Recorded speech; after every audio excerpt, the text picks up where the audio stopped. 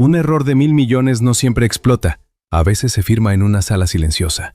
Pero los peores dejan una pista antes del desastre, y casi nadie la reconoce a tiempo.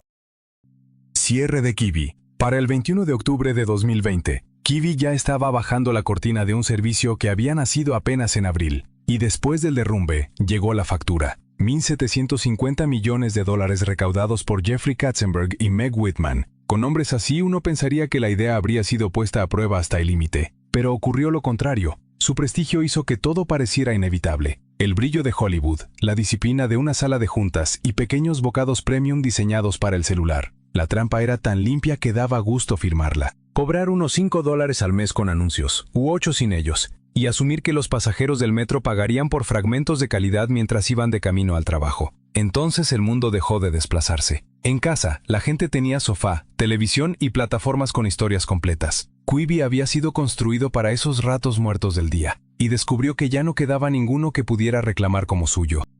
Retirada del Samsung Galaxy Note 7. En la puerta de embarque, el buque insignia de Samsung ya no era solo un teléfono, era aquello que te advertían no subir al avión. El Galaxy Note 7 llegó en agosto de 2016 como la respuesta premium de Samsung al iPhone. Delgado, potente y con un precio que transmitía seguridad. Pero la batería terminó pasando factura. La geometría comprimida de las celdas y fallos de fabricación favorecieron el crecimiento de dendritas y algunos dispositivos se sobrecalentaron, echaron humo o llegaron a arder. El primer retiro afectó a 2,5 millones de unidades. La solución de Samsung fue cambiar un teléfono peligroso por otro que también podía hacerlo. El 10 de octubre de 2016, la compañía detuvo la producción, las ventas y los cambios. El 13 de octubre, el retiro ya incluía tanto los modelos originales como los reemplazos. El coste alcanzó los $5.300 millones, y Samsung tuvo que demostrar que su siguiente teléfono sí merecía volver a estar en tu bolsillo.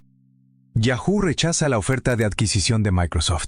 Yahoo rechazó $44.600 millones. 9 años después, su negocio principal de Internet terminó en manos de Verizon por unos $4.480 millones. La misma trampa aparecía otra vez, solo que ahora el producto era la empresa entera. El 1 de febrero de 2008, Microsoft ofreció $44.600 millones entre efectivo y acciones para comprar Yahoo por completo. Uno pensaría que una cifra así obliga a tener algo de prudencia en la sala de juntas. Pero 10 días después, Yahoo dijo que no. Según la compañía, la oferta era demasiado baja. Microsoft siguió presionando. Más tarde afirmó que había subido la propuesta en aproximadamente $5.000 millones antes de retirarse el 3 de mayo. Entonces el mercado hizo su propia auditoría. Yahoo había dejado pasar $44.600 millones, y 9 años después, su negocio central de Internet se vendió a Verizon por alrededor de $4.480 millones. Eso no fue paciencia, fue una prima que se quedó sobre la mesa. Y lo siguiente fue la lógica de una fusión que hizo que decir que sí saliera todavía más caro.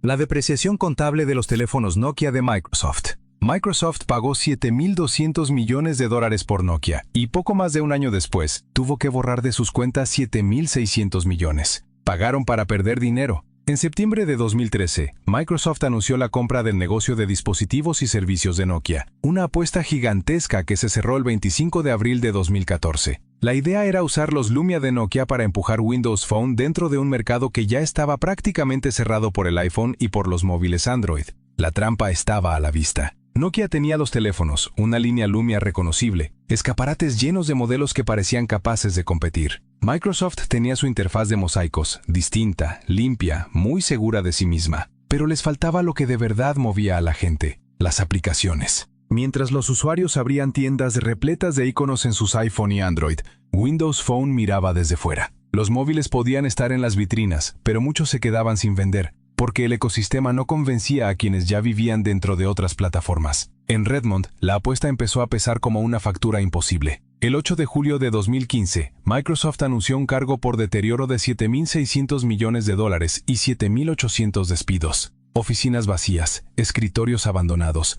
calculadoras marcando pérdidas y ejecutivos con la cabeza entre las manos. Satya Nadella no solo heredó un negocio de teléfonos, heredó el recibo.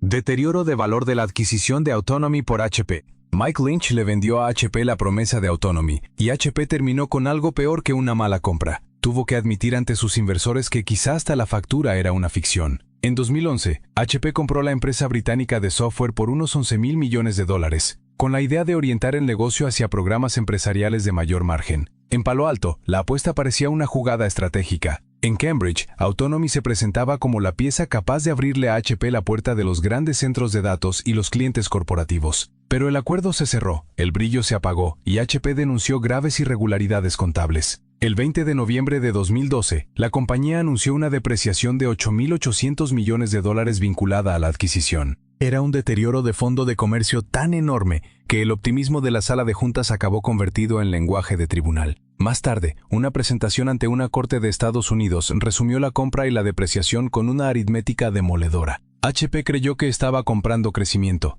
Lo que obtuvo fue una disputa pública sobre si ese valor había existido alguna vez, y el siguiente acuerdo hace que este parezca casi disciplinado. Fusión de AOL y Time Warner. Bajo los aplausos, todavía se oye el chillido del módem de acceso telefónico. El 10 de enero de 2000, AOL y Time Warner anunciaron un intercambio de acciones por $165.000 millones, la mayor fusión en la historia de Estados Unidos hasta ese momento. El acuerdo se cerró en enero de 2001, justo cuando la fantasía.com empezaba a quedarse sin pista. La promesa sonaba perfecta en una pantalla de sala de juntas. La audiencia de Internet de AOL, unida al cable, las revistas, el cine y la televisión de Time Warner, abriría la puerta a publicidad multiplataforma y a 100 millones de suscriptores. Pero la trampa estaba a la vista. AOL pagó con acciones tecnológicas infladas para comprar medios tradicionales, justo antes de que esas acciones se desplomaran. Mientras los monitores de televisión seguían hablando de convergencia y los operadores miraban números rojos en las pantallas, las redacciones y las oficinas empezaban a sentirse vacías. Para 2002, la compañía fusionada había perdido cerca del 80% de su valor de mercado. Después llegó el ajuste contable de $54.000 millones y una pérdida anual de $99.000 millones. La sinergia se había estrellado contra la aritmética. Sistema de equipaje del Aeropuerto Internacional de Denver. En la primera prueba pública de equipajes en Denver, el futuro no llegó deslizándose, llegó abriendo maletas, aplastándolas, lanzándolas fuera de los carros y bloqueando las cintas transportadoras delante de todos. Ese era el sistema que Denver se había prometido. Lo construyó BAE, Automated Systems. Miles de carros debían correr por kilómetros de vías, guiados por lectores ópticos, cambios de alta velocidad y equipos automáticos de carga. La idea era reemplazar el manejo tradicional con tractores y carritos de equipaje y ayudar a inaugurar el aeropuerto en octubre de 1993. Pero el Aeropuerto Internacional de Denver abrió el 28 de febrero de 1995, unos 16 meses tarde. El costo directo rondó los $560 millones. Ahí está la trampa. United mantuvo funcionando una versión parcial hasta 2005 y luego la abandonó. Denver automatizó el problema y después pagó para volverlo convencional.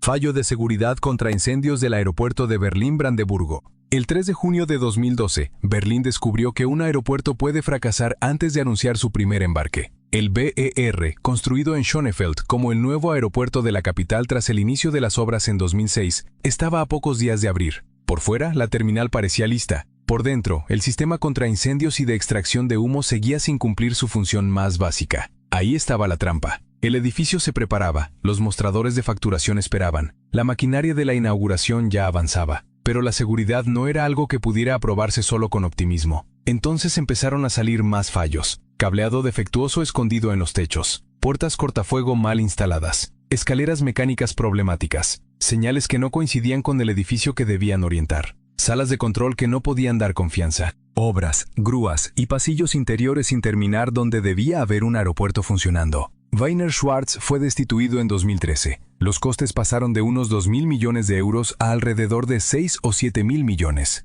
El BER por fin abrió el 31 de octubre de 2020, justo cuando el COVID había hundido los viajes. Una entrada monumental, casi sin público. Proyecto Trailblazer de la NSA.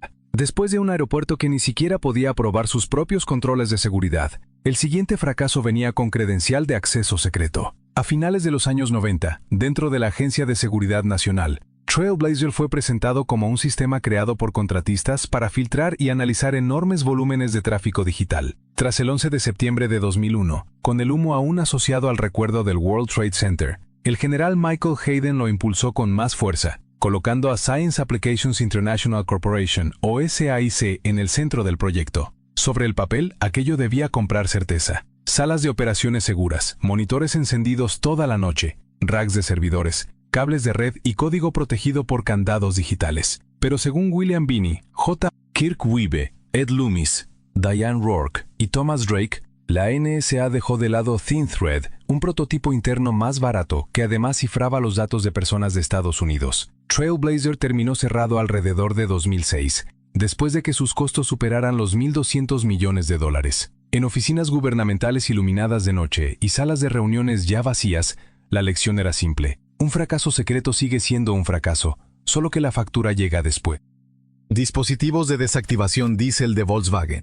Cuando el propio coche sabe portarse bien solo mientras lo están examinando, el fallo ya no está oculto en el motor, está escrito en el código. En septiembre de 2015, salió a la luz el escándalo de emisiones diésel de Volkswagen. Los reguladores descubrieron que algunos vehículos diésel llevaban un software de control del motor capaz de reconocer las condiciones de una prueba y reducir las emisiones de óxidos de nitrógeno sobre los rodillos del dinamómetro. Pero en carretera, esos mismos coches expulsaban mucho más NOx, y la promesa del diésel limpio terminó convertida en una trampa de cumplimiento con volante. Entre los modelos afectados estaban los diésel TDI de 2 litros y de 3 litros vendidos en Estados Unidos, y en todo el mundo quedaron implicados unos 11 millones de vehículos. Volkswagen registró 22.600 millones de euros en partidas especiales relacionadas con el diésel durante 2015 y 2016. En Estados Unidos, las sanciones alcanzaron los $4.300 millones, además de 2.700 millones para mitigación ambiental y otros 2.000 millones para inversiones en vehículos de cero emisiones. Según la información publicada, el coste total superó los 30.000 millones de euros. Aquello no fue una prueba que Volkswagen suspendió,